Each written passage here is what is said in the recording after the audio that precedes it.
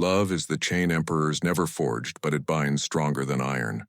Kingdoms fell to steel, thrones cracked under fire. But the chain that truly breaks men is not forged in the blacksmith's fire. It is hidden in the softness of devotion. You gave someone your loyalty, your silence, your breath. You handed them a weapon disguised as affection, and when the blade pierced you, it was not held by an enemy. It was held by the very hand you once kissed.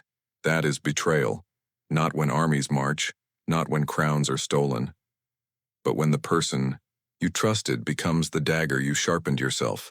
Look closely. Your weakness was not in your rival. Your weakness was in your devotion.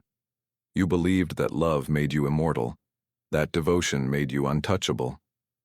But the truth cuts deeper. Love exposes your blind spot. It is the heel Achilles never armored, the secret passage Brutus used against Caesar. Every man carries iron chains, but the deadliest ones are invisible. They do not rattle on your wrists. They coil quietly around your heart. And the tighter you pull against them, the deeper they carve into your flesh. Remember this. The strongest empires are not destroyed from outside. They rot when a chain is fastened from within. Chains are not always on your wrists. Sometimes they're wrapped around your heart. Every empire collapses first inside the chest, not on the battlefield, not in the streets, but in the silence of the heart that trusted too much. Before walls crack, before crowns fall, something inside a man shatters, and that fracture is invisible until it is too late. There was a man who gave everything to love. He built his life not on stone, not on steel, but on the fragile promise of devotion. He handed over his loyalty, his time, his silence, his very identity. Every sacrifice he made became another brick in the temple he raised to someone else's name. He believed it would stand forever. But temples built on devotion, not law, always collapse. One day, without warning, the collapse came. Not with fire, not with war, but with absence. A glance that lingered elsewhere. A silence colder than winter. A dismissal sharper than any sword. The man who had given everything was discarded as though he had been nothing. And in that moment, he understood the cruelty of betrayal. It does not just take what you gave. It makes a mockery of the fact you gave it freely. Achilles did not fall in battle. He did not fall to strength greater than his own. He fell to the one place he left, unguarded. His enemies struck not at his armor, but at his trust in invincibility. You are no different. It is not your enemies who destroy you. It is the single chain you refuse to cut. The single weakness you defended as love. Betrayal rewires a man. Silence becomes noise. Sleep becomes war. Every memory becomes a battlefield, where the dagger twists again and again. And when you scream, no one hears, because betrayal is a prison without walls. But here is the truth that cannot be softened. Your wound is not weakness. It is your summons. The scar they carved into you is not an end. It is the battlefield you are now sworn to fight. Your wound is your war. Seneca wrote from exile, not from a throne. His power was stripped, his presence erased, and yet in silence, he forged words that still echo across centuries. His philosophy was not born in comfort, it was born in absence. His doctrine was not penned in victory, it was written in betrayal. What does exile teach a man? That the world does not owe him loyalty. That devotion is a fragile empire. That silence is often the only territory that cannot be taken from you.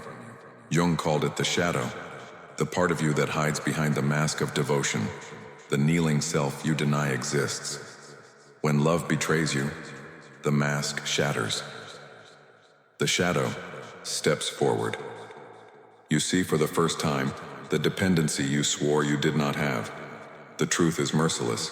You were not only chained by them, you were chained by the part of yourself that needed them. Nietzsche spoke of the abyss, the staring darkness that reveals the face you did not want to see. When you kneel before someone, you do not just offer them your crown. You dig your own grave. The abyss does not lie. What chains you is not them. but the part of you that kneels. Rome itself learned this truth. Empires do not crumble because enemies are stronger. They collapse because trust rots inside the Senate, because loyalty bends, because weakness disguises itself as faith. Seneca's exile was Rome's mirror. The betrayal of a man was the betrayal of an empire. Look at yourself now. Your silence after betrayal is not weakness. It is philosophy being written in your bones. The wound is no longer just pain. It is revelation. The chain you curse is not just their doing. It is the truth you hid from yourself. And when that truth finally cuts, it does not heal quietly. It carves you into something new. The chain you curse was the truth you hid. Detach or drown. There is no middle law. You think you can hold on and still rise. You think you can cling to the memory and still walk forward. That is the lie that keeps you kneeling. A chain cannot be polished into a crown. It can only be broken. Law 1. Silence. Hero 2. You do not explain. You do not beg. You do not return to the crime scene of your own betrayal. You ask once. You wait. Then you archive permanently. Every word after that is a weapon against yourself. Every plea is blood spilled on the ground for those who already left you bleeding. The silence you keep is not weakness. It is a fortress. A wall no one can breach. Law 2. Distance. Law 1. Step back 3 steps before they pull you into their fire. Do not answer their summons. Do not circle the ruins of what collapsed. You cannot resurrect what chose to die. Every step back you take becomes a throne. Every refusal to chase becomes a law carved into stone. Remember this rhythm. 1 step back, 1 silence kept, 1 chain broken. Obedience to these laws is not optional. This is not advice. It is doctrine. You either obey or you rot.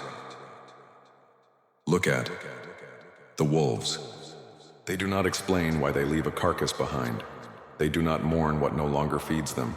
They move, and in the silence of their movement, power grows. That is your law. Repeat it until it is carved into your marrow. Step back 3 steps. Do not speak. Archive them in silence. This is the hammer that breaks the invisible chain. The crown was never theirs. The devotion was never theirs.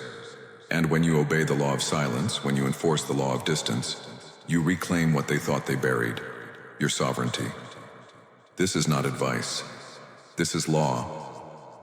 The man who crawls from ruins carries fire in his chest, not the fire of rage, not the fire of begging, but the fire of rebirth, the kind that consumes everything soft and leaves only steel behind. You crawl first. Hands bloodied, knees broken, dragging yourself across the battlefield of memory. Every scar whispers that you should have died there, but you don't. You move. Even if it is only an inch at a time, you move. Then comes the forge. The silence. You once cursed now becomes the anvil. Every scar becomes molten iron reshaped by will. The wound that bled you is hammered into armor. The chains that strangled you are melted into weapons. You are no longer the man who begged. You are no longer the man who knelt. You are the man who burns his weakness into law. And then you rise, not crowned, not cheered, but untouchable. The wolves that once circled you now hesitate. The ruins you crawled through are nothing but ashes at your feet. The silence you forged has become your throne. Remember this. Kings are not made in palaces. They are made in exile. They are reborn in betrayal. And when they return, they do not come back as what they were. They return as something no betrayal can touch. Strongest kings are not crowned. They are exiled and they return. The crown was never theirs. It was ash. They held your silence, your devotion, your heart, but none of it was a throne. It was dust disguised as empire. When they betrayed you, they did not strip you of power. They only revealed that they never had any to begin with. Their chain was an illusion. Their crown was already broken. You do not beg for forgiveness. You do not wait for justice. You vanish. Power does not announce itself. It disappears. You step out of their story like a ghost leaving a battlefield, and when they turn to find you, they face only absence. Absence is the throne they cannot dethrone. It is the law they cannot rewrite. It is the silence that eats them alive. Remember this final doctrine. Power is not seen. It is vanished and etir. When you disappear into silence, when you refuse to kneel again, you do not lose. You become untouchable. The crown was never theirs. It was ash.